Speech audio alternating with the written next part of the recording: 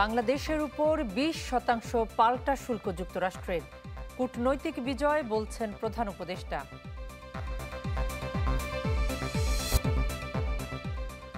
যুক্তরাষ্ট্রের বাইরে নতুন বাজার খোঁজার আহ্বান বিএনপির। শুল্ক কমানোর প্রচেষ্টা অব্যাহত রাখার তাগিদ জামায়াতের। শ্রমবাজারে সুখবর, মালয়েশিয়ায় যেতে না পারা 18,000 কর্মীদের পর্যটন এবং নির্মাণ খাতে নিয়োগের সিদ্ধান্ত।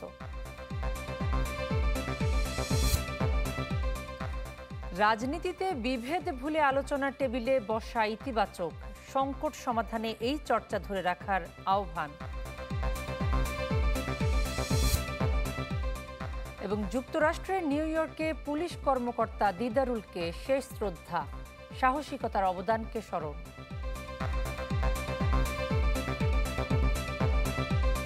এবার পুরো খবর।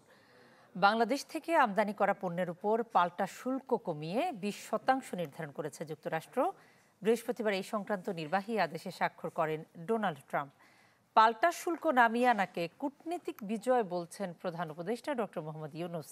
তবে অর্থনীতি, কূটনীতি এবং আন্তর্জাতিক সম্পর্ক বিশ্লেষকদের দাবি, কিসের বিনিময়ে এমন অর্জন তা জনসম্মুখে আনতে হবে সরকারকে। শেষ মুহূর্তে কাটল অস্বস্তি আশঙ্কা। আগস্ট থেকে যুক্তরাষ্ট্রের বাজারে বাংলাদেশি পণ্য প্রবেশে এখন 35 নয়, গুনতে হবে 20% পাল্টা শুল্ক। গেল 2 এপ্রিল নিজ দেশে স্বার্থ রক্ষায় বন্ধু দেশগুলোর সাথে বিশাল বাণিজ্য ঘাটতির কথা বলে চড়া শুল্ক আরোপ করেন ডোনাল্ড ট্রাম্প, যেখানে বাংলাদেশের কপালে জুটেছিল 37%। তবে 31 জুলাই পর্যন্ত বাণিজ্য চুক্তির মাধ্যমে দর কষাকষির জন্য সময় বেঁধে দেয় ওয়াশিংটন। 90 দিনে 3 দফা আলোচনা করে বাংলাদেশ। এ সময় বাংলাদেশের সাথে অপ্রকাশযোগ্য চুক্তিও করে দেশটি। ফলে ভেতরের আলোচনা নিয়ে প্রশ্ন ওঠে নানা মহলে। বাংলাদেশও থেমে থাকেনি প্রস্তুতিতে। 25টি বোয়িং কেনার পাশাপাশি গমসহ বেশ কিছু মার্কিন পণ্য ও সেবার কথা বলে সরকার। বাংলাদেশের জন্য এই অর্জনকে কূটনৈতিক বিজয় বলছেন প্রধান উপদেষ্টা। দেশের সাথে আলোচনা সফল হবার জন্য বাংলাদেশের আলোচকদের অভিনন্দন জানান ডক্টর মোহাম্মদ ইউনূস।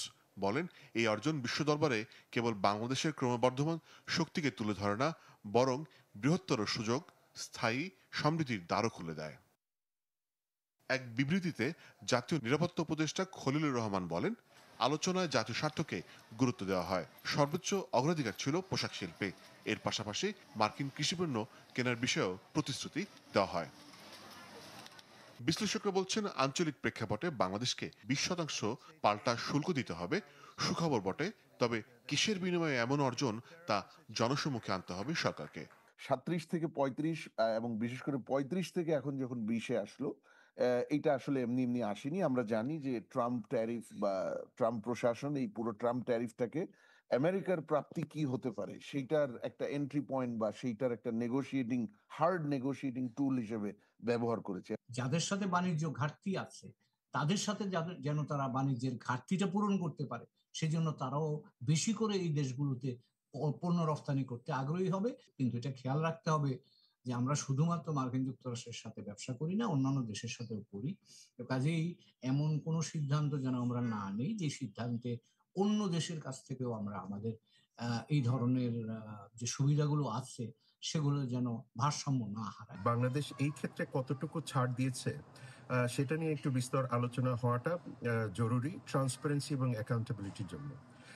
এবং আমি মনে করি ভবিষ্যতে যে গণতান্ত্রিক সরকার আসবেন তাদেরকেও মার্কিন যুক্তরাষ্ট্রের সাথে বাণিজ্য সম্পর্ক ছাড়া অন্যান্য সম্পর্ক এগিয়ে নিয়ে যেতে হবে। সুতরাং এই বিষয়ে একটা স্বচ্ছ ধারণা থাকাটা সকলের জন্যই জরুরি। বাংলাদেশের আগে ভিয়েতনাম, ইউ, যুক্তরাজ্য, ফিলিপাইন সহ মোট 7টি দেশ ও একটি অঞ্চলের সাথে চুক্তি করেন ট্রাম্প, যেখানে 10 থেকে 30% পর্যন্ত পাল্টা শুল্ক নির্ধারণ করে ওয়াশিংটন। মোর্শেদ হাসিব, চ্যানেল 24, ঢাকা। নতুন করে বিশ্বের বিভিন্ন দেশের উপর শুল্ক আরোপ করে নির্বাহী আদেশে সই করেছেন মার্কিন প্রেসিডেন্ট ডোনাল্ড ট্রাম্প। পারস্পরিক শুল্ক হিসেবে 10 থেকে 41% পর্যন্ত শুল্ক আরোপ করেছে ট্রাম্প প্রশাসন। আজ থেকেই এই শুল্কের আওতায় পড়বে কানাডা। যুক্তরাষ্ট্রের এমন সিদ্ধান্তে অসন্তোষ প্রকাশ করেছে অটোয়া। বাকি দেশগুলো 7 আগস্ট থেকেই এই শুল্কের আওতায় পড়বে। বাণিজ্য চুক্তির জন্য বেঁধে দেয়া সময়সীমা শেষ হওয়ার কয়েক ঘন্টা আগেই ৭০টির বেশি দেশের ওপর 10 থেকে ৪১% পর্যন্ত সম্পূরক শুল্ক বসিয়েছেন ডোনাল্ড ট্রাম্প। সে সময়ে কানাডা থেকে আমদানি করা পণ্যে শুল্ক বাড়িয়ে 25 থেকে 35% করা হয়েছে। যুক্তরাষ্ট্রে ফেন্টানিল সহ নানান মাদকদ্রব্য কানাডা থেকে আসায় দেশটির বিরুদ্ধে এই ব্যবস্থা হোয়াইট হাউসের। ট্রাম্প প্রশাসন বলছে অটোয়ার ওপর এই শুল্ক কার্যকর হবে 1 আগস্ট থেকেই। বাকি দেশগুলো 7 আগস্ট থেকে এই শুল্কের আওতায় পড়বে। এপ্রিলে ট্রাম্প তার প্রথম শুল্ক পরিকল্পনা ঘোষণা করার পরপরই বিশ্বজুড়ে ছড়িয়ে পড়ে উদ্বেগ উৎকণ্ঠা। এরপর ওয়াশিংটনের সাথে নতুন বাণিজ্য চুক্তি নিয়ে আতাত শুরু করে দেশগুলো। এর মাঝেই চুক্তি করেছে যুক্তরাজ্য, ইউরোপীয় ইউনিয়ন, জাপান, ফিলিপিন্স, চীন, ভিয়েতনাম, ইন্দোনেশিয়া ও দক্ষিণ কোরিয়া। মার্কিন পণ্য কেনার আশ্বাসের বিনিময়ে নিজেদের পণ্যে শুল্কের পরিমাণ খানিকটা কমিয়েছে তারা। ভারতের পণ্যে আরোপ করা হয়েছে 25% শুল্ক। বলা হচ্ছে রাশিয়ার সঙ্গে বাণিজ্য শাস্তি হিসেবেই দিল্লির বিরুদ্ধে এমন ব্যবস্থা যুক্তরাষ্ট্রের। দক্ষিণ এশিয়ার দেশগুলোর মধ্যে বাংলাদেশ, শ্রীলঙ্কার জন্য 20%, পাকিস্তানের জন্য 19% আর সবচেয়ে কম আফগানিস্তানের পণ্যে 15% শুল্ক নির্ধারণ করা হয়েছে। অন্যদিকে সবচেয়ে বেশি শুল্ক ধার্য করা হয়েছে সিরিয়ার পণ্যে 41%। যুদ্ধবিধ্বস্ত এ দেশটি থেকে যুক্তরাষ্ট্র এমনিতেই কম পণ্য আমদানি করে। এরপর সবচেয়ে বেশি শুল্ক গুনতে হবে লাওস ও মিয়ানমারকে 40% করে। সুইজারল্যান্ডকেও যুক্তরাষ্ট্রে পণ্য পাঠাতে গুনতে হবে 39% শুল্ক।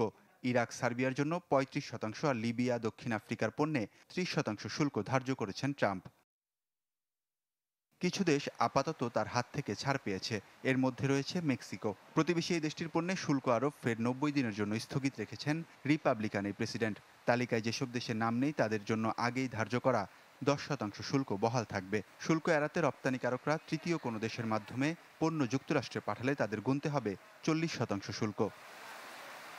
ওয়ালিউল্লাহ ফারুক, চ্যানেল 24। বাংলাদেশের উপর মার্কিন শুল্ক কমানোর সিদ্ধান্ত সন্তোষজনক, তবে যুক্তরাষ্ট্রের বাইরে নতুন বাজার খুঁজতে হবে। এক প্রতিক্রিয়ায় চ্যানেল 24-কে কথা জানিয়েছেন বিএনপি স্থায়ী কমিটির সদস্য আমির খসরু মাহমুদ চৌধুরী। এদিকে সরকারকে শুল্ক আরও কমানোর প্রচেষ্টা অব্যাহত রাখার আহ্বান জানিয়েছেন জামায়াতের সেক্রেটারি জেনারেল গোলাম পারওয়ার। বাংলাদেশ থেকে আমদানি করা পণ্যের ওপর পাল্টা শুল্ক কমিয়ে 20% নির্ধারণ করেছে যুক্তরাষ্ট্র। এ সংক্রান্ত নির্বাহী আদেশে সই করেন প্রেসিডেন্ট ডোনাল্ড ট্রাম্প।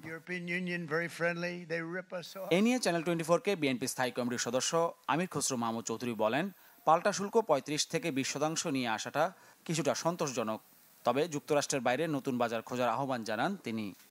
আমি মনে করি এটা একটা সন্তোষজনক অবস্থায় আমরা আসতে পেরেছি। শুধুমাত্র যুক্তরাষ্ট্রের উপর নির্ভর করে আমাদের তো অর্থনীতি একেবারে নির্ভরশীল হয়ে যেতে পারে না, আমাদের রপ্তানি একেবারে নির্ভরশীল হয়ে যেতে পারে না। এই জন্য আমাদেরকে আমাদের রপ্তানি পণ্যের আমাদের এখানে ডাইভার্সিটি আনতে হবে এবং বাজারেরও যুক্তরাষ্ট্রের বাইরে আরও যে বাজারগুলো আছে সেখানে ঢুকতে হবে। এদিকে একই বিষয়ে জামায়াতের সেক্রেটারি জেনারেল বলেন, সরকারকে শুল্ক আরও কমানোর প্রচেষ্টা অব্যাহত রাখতে হবে। সরকারের পক্ষ থেকে যোগাযোগ এবং প্রচেষ্টার পর আমরা যেটা জানতে পেরেছি যে সেটা 15% কমিয়ে 20%-এ নিয়ে আসা হয়েছে। যদিও আমরা এটাকে not up to the mark বলি, আরও কমতে হতো। আমরা আশা করি সরকার এখানেই ক্ষান্ত না হয়ে আরও ট্যারিফটাকে কি করে মিনিমাম পর্যায়ে নিয়ে আসা যায় সে ব্যাপারে আমাদের সরকার চেষ্টা করবেন, পদক্ষেপ নেবেন। গেল 2 এপ্রিল যুক্তরাষ্ট্র বাণিজ্য ঘাটতির কথা বলে বাংলাদেশ সহ বিশ্বের অনেক দেশের ওপর চড়া শুল্ক আরোপ করে প্রেসিডেন্ট ডোনাল্ড ট্রাম্প। পরে তৃতীয় দফা আলোচনা শেষে বাংলাদেশের ওপর 20% শুল্ক নির্ধারণ করে Washington. Mahfuz Kamal, channel 24, Dhaka. World class innovation নিয়ে ওয়ালটন এখন দেশের সীমানা পেরিয়ে পৌঁছে গিয়েছে 50টিরও বেশি দেশে। মালয়েশিয়া যেতে ব্যর্থ হওয়া কর্মীদের নিয়োগের সিদ্ধান্ত নিয়েছে দেশটির সরকার।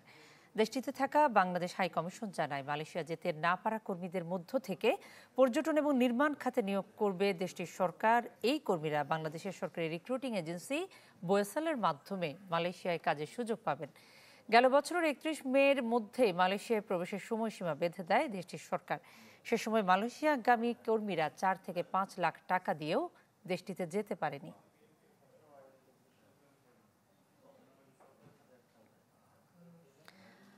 রাজনৈতিক দ্বন্দ্ব আর মতাদর্শের ঊর্ধ্বে উঠে একসাথে বসা, বিভিন্ন বিষয়ে আলোচনা সমালোচনা, যা দেশের রাজনীতির চিরচেনা চিত্রের একেবারে বাইরে। আর এমনই ঘটেছে রাজনৈতিক দলগুলোর সাথে জাতীয় ঐকমত্য কমিশনের আলোচনায়, যেখানে ইসলামপন্থী থেকে শুরু করে বামপন্থী, মধ্যপন্থী সব দলের জ্যেষ্ঠ থেকে তরুণ নেতারা উপস্থিত ছিলেন দীর্ঘ 23 দিন। রাজনৈতিক নেতৃবৃন্দ বলছেন এমন আলোচনা ভবিষ্যৎ রাজনীতির জন্য ইতিবাচক। আশিকিন প্রিন্স জানাচ্ছেন বিস্তারিত। দ্বন্দ্ব, বিভেদ আর প্রতিহিংসা বাংলাদেশের রাজনীতির পরিচিত চেহারা। রাষ্ট্রের বৃহত্তর কল্যাণে একসাথে এক জায়গায় বসে কিংবা মতামতের আদান প্রদানের নজির বিরলই বটে। রাজনৈতিক পট পরিবর্তনের পর বদলেছে সেই ঘুণে ধরা সংস্কৃতি। 23 দিন ধরে ফরেন সার্ভিস একাডেমির দোয়েল কনফারেন্স হলের এমন চিত্র বলেছে সে কথাই, যেখানে দেশের 30টি রাজনৈতিক দল ও জোট পাশাপাশি বসেছেন, একে অপরের কথা শুনেছেন রাষ্ট্রের গুরুত্বপূর্ণ বিষয়ে। ছোট দল, বড় দল, ডান বাম, ইসলাম কিংবা মধ্যমপন্থী সব মত পথের নেতারা জড়ো হয়েছেন এক ছাদের নিচে। প্রবীণ রাজনীতিবিদদের সান্নিধ্য পেয়েছেন নবীনরা। যুক্তি পাল্টা যুক্তি বিনিময় করেছেন বর্ষিয়ান নেতাদের সাথে। রাজনৈতিক দলগুলোর মধ্যে প্রতিযোগিতা থাকবে, ভিন্নতা থাকবে, কিন্তু প্রতিযোগিতা যাতে শত্রুতামূলক বৈরিতায় পর্যবেসিত না হয়, এদিক থেকে গত 21-22 দিনের আলোচনা বাংলাদেশের রাজনৈতিক ইতিহাসের জন্য একটা খুব গুরুত্বপূর্ণ একটা উত্তরণ। একত্রে খাওয়া দাওয়া করি, চা নাস্তা খাই, এটা খুবই ভালো। এটা ইতিপূর্বে তো এইভাবে বসার সুযোগ হয়নি এতদিন পর্যন্ত। নতুন একটা ফর্মে যেটা যথাযথ হয় সেই ফর্মে কিন্তু এখানকার অসমাপ্তগুলো আলোচনাগুলো এবং অন্যান্য সংস্কার কমিশনের আলোচনাগুলো আমাদের চালিয়ে যাওয়া উচিত। তরুণরা বলছেন জাতীয় ঐকমত্য কমিশনের এমন আলোচনা থেকে তারা শিখেছেন, যা ভবিষ্যৎ পথ চলায় সাহস যোগাবে। তরুণ প্রবীণ সবাই মিলে যে একটা দেশ গড়ার একটা আলোচনা হলো, আগামীর বাংলাদেশ কিভাবে বিনির্মাণ হবে সেই লক্ষ্যে কিন্তু এই আলোচনাগুলো হয়েছে। এটা আমাদের মধ্যে একটা সুসম্পর্ক বৃদ্ধি করেছে। কালেকটিভ উইজডমের যে জায়গাটা, এটা আসলে এখানে ইউনিক, এবং আমি মনে করি যে এটা গণপরিষদ হলে যেরকম একটা আবহ তৈরি হয়, এখানেও অনেকটা সেরকম একটা আবহ তৈরি হয়েছে। জাতীয় পর্যায়ে বড় সমস্যার সমাধানে এমন বহুমুখী আলোচনার সংস্কৃতি ধরে রাখার পরামর্শ সব দলেরই। ইতিহাসের পাতায় স্থান করে নিয়েছে ফরেন সার্ভিস একাডেমি, যেখানে বিভিন্ন মতাদর্শের রাজনৈতিক নেতারা এক জায়গায় বসেছিলেন, কথা বলেছেন রাষ্ট্র সংস্কারের বিভিন্ন বিষয় নিয়ে। তারা হয়তোবা সব বিষয়ে একমত হতে পারেননি, কিন্তু পারস্পরিক সৌহার্দ্যের জায়গাটা বৃদ্ধি পেয়েছে, যা ভবিষ্যৎ রাজনীতিতে ফেলবে ইতিবাচক প্রভাব। Ashikin Prince, channel 24, Dhaka. দর্শক, গুলশানে বৈষম্য বিরোধী আন্দোলনের সমন্বয় পরিচয়ে চাঁদাবাজি মামলার অগ্রগতি এবং বর্তমান আইনশৃঙ্খলা পরিস্থিতি নিয়ে ডিএমপির মিডিয়া সেন্টারে ব্রিফ করছেন ডিএমপির মিডিয়া এবং public relations DC Mohammad Talebur Rahman. আমরা সরাসরি যাচ্ছি সেখানে।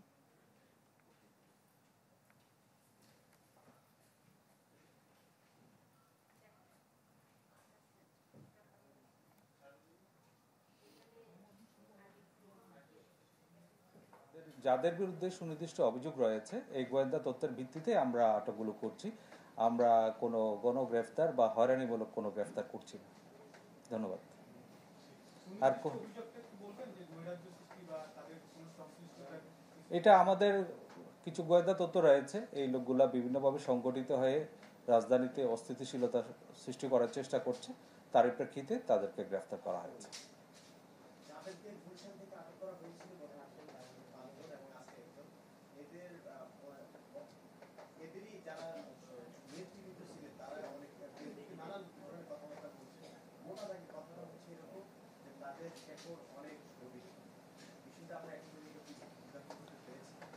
মামলাটা হয়েছে 26 তারিখে এবং ঘটনাটা খুব বেশি পুরনো না। আমরা এই যারা গ্রেফতারকৃত তারা রিমান্ডে রয়েছে এবং জড়িত আছে কিনা সেটাও আমরা খতিয়ে দেখছি। এর অন্য কোনো দিক আছে কিনা সেটা আমরা গুরুত্ব দিয়ে তদন্ত করছি। আর কোনো প্রশ্ন না থাকলে আমি জি প্লিজ।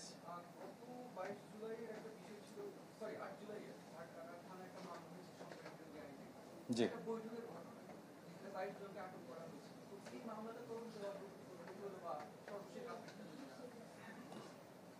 জি গত 8 জুলাই বসুন্ধরা এলাকার ক্যাবি কনভেনশন হলে একটা বৈঠক নিয়ে আমাদের কাছে তথ্য ছিল এখানে জনৈক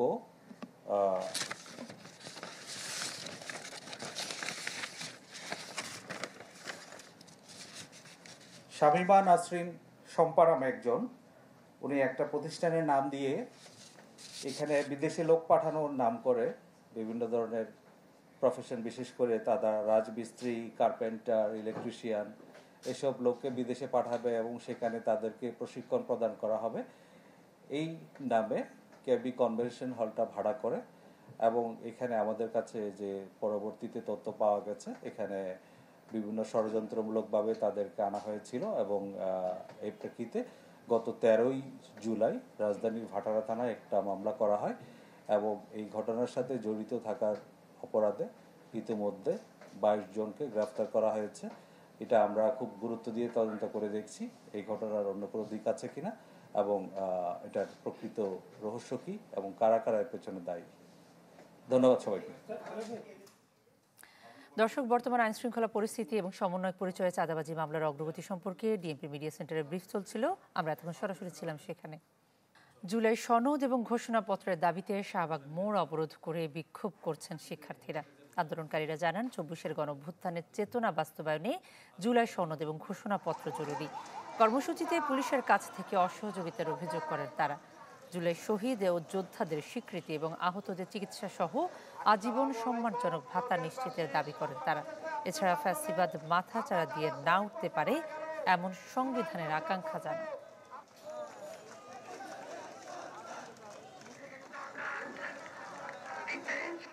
দর্শক, যেমনটি জানাচ্ছিলাম যে জুলাই সনদ ঘোষণা সহ 3 দফা দাবিতে শাহবাগের রাস্তা অবরোধ করে বিক্ষোভ করছেন জুলাই যোদ্ধারা। আরো জানতে আমাদের সঙ্গে যুক্ত হচ্ছেন আহমেদ সোহাগ। সোহাগ, গতকাল থেকেই এই অবস্থান কর্মসূচি চলমান, সবশেষ অবস্থা কি বলছেন জুলাই যোদ্ধারা? সবশেষ আপডেট জানতে চাই।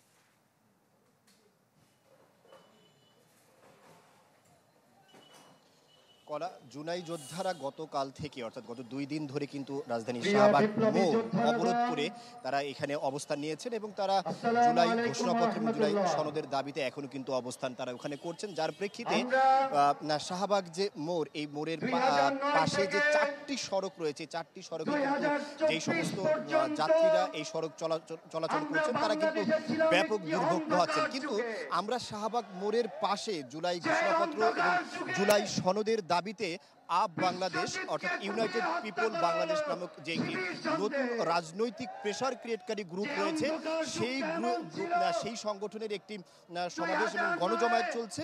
আমরা এই সমাবেশটা অবশ্য তারা শাহবাগ মোড়ে করছে না, বরঞ্চ শাহবাগে যে জাতীয় জাদুঘর আছে, জাদুঘরের সামনে একটি যে সড়কটা আছে সেখানে তারা এই সমাবেশটা করছেন। এই সমাবেশ থেকেও তারা কিন্তু সেই একই দাবি করেছেন, অর্থাৎ এই 36 জুলাইয়ের মধ্যে সরকারের কাছে তাদের প্রধান দাবি হচ্ছে জুলাই ঘোষণাপত্র এবং জুলাই সনদ দিতে হবে। এবং এখানে তারা আরেকটা বিষয় জানিয়েছেন, সরকার যে জুলাই সনদের একটি খসড়া প্রণয়ন করে রাজনৈতিক দলগুলোর কাছে প্রদান করেছেন তাতে কিন্তু তারা অসন্তুষ্টি জানিয়েছেন। তারা জানিয়েছেন এটা একটি যেন তেন সনদ হয়েছে। তারা চাচ্ছে হচ্ছে স্পষ্ট এবং তাদের যে যতগুলো দাবি আছে সেই দাবিগুলো সহ স্পষ্ট করে পূর্ণভাবে সংবিধানে অংশগ্রহণ করা যায় এরকম একটি জুলাই ঘোষণাপত্র এবং জুলাই সনদ তারা এখান থেকে দাবি করেছেন। আপ বাংলাদেশের কেন্দ্রীয় নেতৃবৃন্দের সাথে আমরা কথা বলেছি, তারা জানিয়েছেন যে তাদের এই আজকের গণজমায়েতে অংশগ্রহণ করার জন্য ইতিমধ্যে দেশের বিভিন্ন জেলা থেকে, বিশেষ করে ঢাকার পাশের যে জেলাগুলো আছে সেই জেলাগুলো থেকে কিন্তু আপ বাংলাদেশের নেতাকর্মীরা অর্থাৎ আপ বাংলাদেশের আদর্শে বিশ্বাস করে, জুলাই সনদের এবং জুলাই ঘোষণাপত্রের আদর্শে বিশ্বাস করে এমন যারা আছেন তারা কিন্তু এখানে এসে গণজমায়েত করেছেন। এবং তারা আমাদেরকে জানিয়েছেন আপ বাংলাদেশের নেতাকর্মীরা যদি গভর্নমেন্ট 36 জুলাইয়ের মধ্যে জুলাই ঘোষণাপত্র দিতে ব্যর্থ হয় তাহলে তারা আরো বড় ধরনের কঠোর কর্মসূচিতে যাবেন। কনা, সোহাগ, আপনাকে ধন্যবাদ। দর্শক, আহমেদ সোহাগ আমাদের সঙ্গে যুক্ত হয়েছেন শাহবাগ মোড় থেকে, জানাচ্ছিলেন জুলাই যোদ্ধাদের অবস্থান কর্মসূচির সবশেষ খবর। 24-এর কোটা সংস্কার আন্দোলন যখন তুঙ্গে, হঠাৎ করে নিষিদ্ধ হলো জামায়াত ইসলামের রাজনীতি। জামায়াত নেতাদের দাবি আন্দোলনকে ভিন্ন খাতে নেয়ার পরিকল্পনা ছিল এটি, তবে সেই ফাঁদে পা দেয়নি দলটি। রাজনৈতিক বিশ্লেষকরা বলছেন 24-এর গণঅভ্যুত্থানে জামায়াতকে নিয়ে আওয়ামী সরকারের কূটচাল কাজে আসেনি।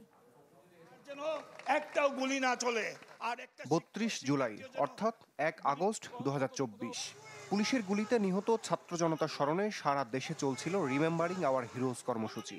রংতুলির আচরে দেয়ালে দেয়ালে ফুটে উঠেছিল দ্রোহের আগুন। শোককে শক্তিতে পরিণত করে জোরালো হচ্ছিল আন্দোলন।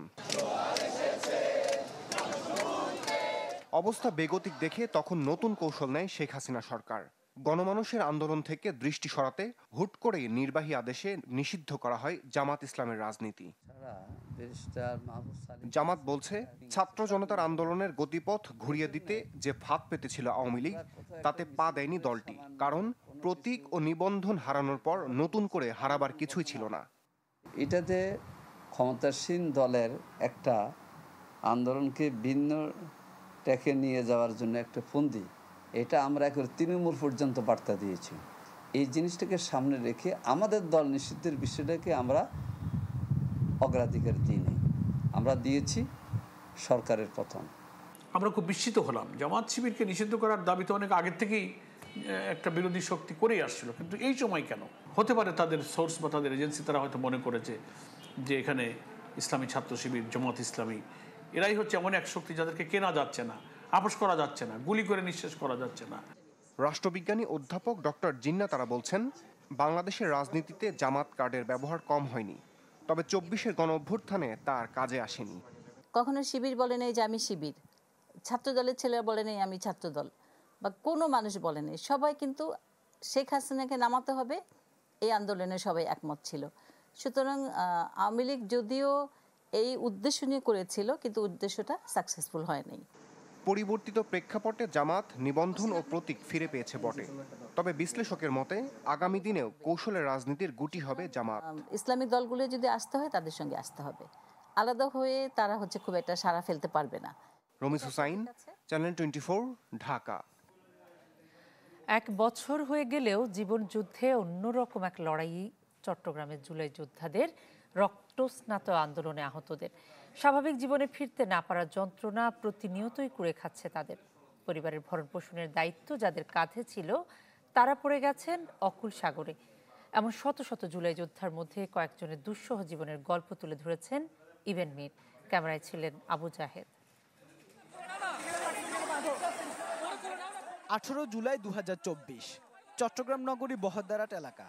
বুকে গুলি লাগে হালিশহর ক্যান্টনমেন্ট কলেজের এইচএসসি পরীক্ষার্থী জাহিন জামানের। হাসপাতালে ভর্তির পর চিকিৎসক তার এক হাত কেটে ফেলার সিদ্ধান্ত নেন।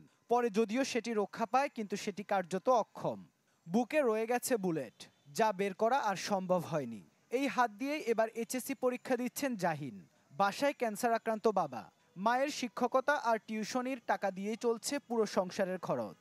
আমি আবে কাজ করেছিলাম মূলত আবু সাইদ ভাই মারা যাওয়ার পর থেকেই। আমার হাতে যখন গুলটা লেগেছিল, আমার হাত একদম মুড়ে গেছে। তারপর দেখলাম আমার হাতটা টিকে আছে, কিন্তু ঝুলতেছে।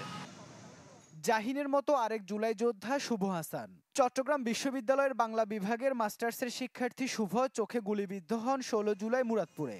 স্বৈরাচারের দলীয় বাহিনীর গুলিতেই সেদিন চোখ হারান শুভ। পুলিশ হওয়ার স্বপ্ন থাকলেও সেই স্বপ্ন অধরায় রয়ে গেছে তার। হাওয়াকে যখন যাচ্ছিলাম, এবার পিছের দিকে তাকাই যে কয়জন পড়ে গেল, আর কাউকে হাসপাতাল নিতে হবে কিনা, না হয় আমি একা গেলাম, আরেকজনকে কাঁধে করে নিয়ে তুলে গেলাম। এই পারপাসে পিছনে তাকালাম, আর এভাবে তাকানোর সাথে সাথে বুলেটটা এসে আমি চিত হয়ে পড়ে যায় আর কি। যে রাষ্ট্রকে ভালো রাখতে নিজেরা পঙ্গু, সেই রাষ্ট্র যেন তাদের দিকে একটু ফিরে তাকায়, এটুকুই চাওয়া এই দুই যোদ্ধার। দুর্নীতি, তারপর দুর্ব্যবহার করতো, ক্ষমতার ব্যবহার করতো, সেগুলো এখনো চলে আসছে। আমরা এখনো তেমন কোনো পরিবর্তন দেখি না। আমরা যারা অঙ্গহানি স্থায়ীভাবে হয়েছি, যারা এই যে এখনো বুলেটটা শরীরের ভিতরে নিয়ে ক্যান্সারের ঝুঁকি বয়ে বেড়াচ্ছে, আমরা যেন রাষ্ট্রের কাছে পুনর্বাসন করা হয়। জীবন যুদ্ধের কাহিনী একই হলেও আব্দুর রহিমের গল্পটা ভিন্ন। 5 আগস্ট আনন্দ উদযাপনে গিয়ে মনসুরাবাদ পুলিশ ভবনের সামনে গোলাগুলিতে পড়ে 2 পায়ে 4টি গুলি লাগে তার। সেই থেকে সারা জীবনের জন্য পঙ্গু রহিম। বাম পায়ে 3টা, ডান পায়ে 1টা। তো গুলিটা বাইরে গেছে, মাংস এগুলো ফুঁসি গেছে, মাংস ফুঁসি গেছে দেখি ওরা চিকিৎসা করতেছে না। বাট্টা 2টা খাইতে হবে, এইটা আর কিছু না। রহিম, জাহিন এবং শুভর মতো এমন হাজারো জুলাই যোদ্ধা এমন অঙ্গহানির যন্ত্রণা নিয়ে দিন কাটালেও আশায় বুক বেঁধে আছেন একটি শান্তির রাষ্ট্র হবে বাংলাদেশ। ইবেন মীর, চ্যানেল 24, চট্টগ্রাম। দর্শক, রাজধানীর বিজয় সরণিতে জুলাই গ্রাফিতির প্রদর্শনী উদ্বোধন অনুষ্ঠানে কথা বলছেন উপদেষ্টা আসিফ মাহমুদ সজীব ভুঁইয়া। আমরা সরাসরি যাচ্ছি সেখানে। সর্বস্তরের মানুষের নেমে আসার পেছনে এই দেয়ালে আর্টওয়ার্কটা একটা বড় অবদান রেখেছে। সেই জায়গা থেকে এবং একই সাথে জুলাই গণঅভ্যুত্থানের সময়কার ইতিহাস এবং গত 16 বছরের ফ্যাসিবাদী শাসনামলের প্রতিটি বছরেই আপনারা জানেন নিপীড়নের এবং একই সাথে মানুষের প্রতিবাদের ইতিহাস রয়েছে। সেই ইতিহাসগুলোকে আবার নতুন করে মানুষের সামনে তুলে ধরা। যদি আপনারা আমাদের ফার্মগেট অংশে আর্টওয়ার্কগুলো দেখেন, গত 16 বছরের যে ইতিহাস সেখানে তুলে ধরা হয়েছে। কেউ যদি গাড়ি দিয়ে যাওয়ার সময় প্রত্যেকটা পিলার দেখে দেখে যায় তাহলে সে একেবারে রিলেট করতে পারবে যে 8 সাল থেকে 24 সাল পর্যন্ত সময়টা আবার স্মৃতিপটে ভেসে উঠবে। এটাই ছিল আমাদের উদ্দেশ্য, মানুষ যেন ভুলে না যায়। এবং সেই জায়গা থেকে এটা একটা দায়বদ্ধতার জায়গাও, যারা দায়িত্বশীল আছেন তারাও যেন এবং আমরাও যেন এই বিচারগুলো নিশ্চিত করতে পারি এবং এরপরও যারা আসবেন তারাও যেন এই বিচারগুলো নিশ্চিত করার তাগিদটা অনুভব করেন। সেই জায়গা থেকে আমাদের এই কার্যক্রমটা ঢাকা উত্তর সিটি কর্পোরেশন বাস্তবায়ন করেছে। জাহিদ ভাইয়ের নেতৃত্বে একটা টিম দিনরাত কাজ করেছে গত 1 মাস ধরে এবং আগারগাঁও থেকে শাহবাগ পর্যন্ত পুরোটা রাস্তায় পিলারগুলোতে আমরা জুলাইয়ের ইতিহাস এবং গত 16 বছরের ইতিহাস তুলে ধরার চেষ্টা করেছি।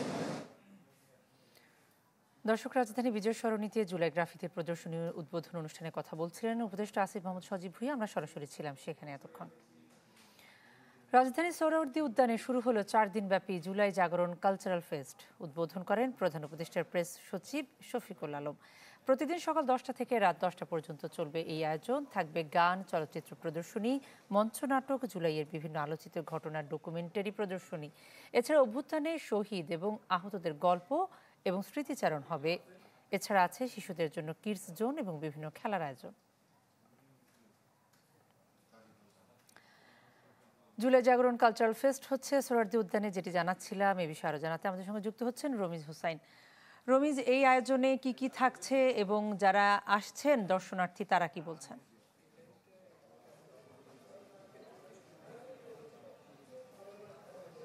এখানে কিন্তু ভেতরে যে কালচারাল ফেস্ট অনুষ্ঠিত হচ্ছে এবং এর মধ্যে প্রধান যে অতিথি আছেন সংস্কৃতি উপদেষ্টা তিনি এসেছেন এবং প্রধান উপদেষ্টার প্রেস সেক্রেটারি তিনি এসেছেন এবং ভেতরে আলোচনা হচ্ছে। এবং এই যে সোহরাওয়ার্দী উদ্যান জুড়ে আমি যদি আপনাকে একটু দেখাই, এখানে জুলাই গণঅভ্যুত্থানে যে সমস্ত ঘটনাগুলো ঘটেছিল, যে বিষয়গুলো আসলে মানুষের হৃদয়ে নাড়া দিয়েছিল, সেগুলো একটি শিল্পকর্ম তৈরি করা হয়েছে। সাভারে যেই অনেক লাশকে একসাথে করে পুলিশের গাড়ির মধ্যে তুলে পুড়িয়ে দেওয়ার যে ঘটনাটি, সেইখানে এখানে একটি শিল্পকর্মের মধ্যে প্রকাশ পেয়েছে। এবং এছাড়া যেই আরেকটি শহীদ ইয়ামিন যাকে পুলিশের গাড়ি থেকে ফেলে দেওয়া এবং শহীদ নাফিস যাকে রিকশার পাদানিতে দেখা গিয়েছিল, এই ধরনের শিল্পকর্ম এখানে প্রকাশ করা হয়েছে। এবং এছাড়া পুরো দেয়াল জুড়ে এখানে বেশ কিছু সেই সময়কার সময় যে সমস্ত দেওয়াল লিখন এবং যে সমস্ত আন্দোলনে যে সমস্ত ভাষা ছিল সেই ভাষাগুলো এবং সেই সমস্ত গ্রাফিতির আকার এখানে তুলে ধরা হয়েছে। এবং এখানে শিশুদের জন্য কিডস জোন রয়েছে এবং বিভিন্ন বয়সের মতো মানুষ যারা এখানে আসবেন তারা এখানে এসে সেই জুলাইয়ের আন্দোলনে আসলে কি কি ঘটেছিল সারা বাংলাদেশ ব্যাপী, বিশেষ করে রাজধানী এবং আশেপাশে অঞ্চলে কী ধরনের নারকীয় হত্যাযজ্ঞ চলেছিল, সেই বিষয়টি আসলে এখানে এই যে সাইমন শিল্পগোষ্ঠী যাদের আয়োজনে এখানে ফুটিয়ে তোলা হয়েছে।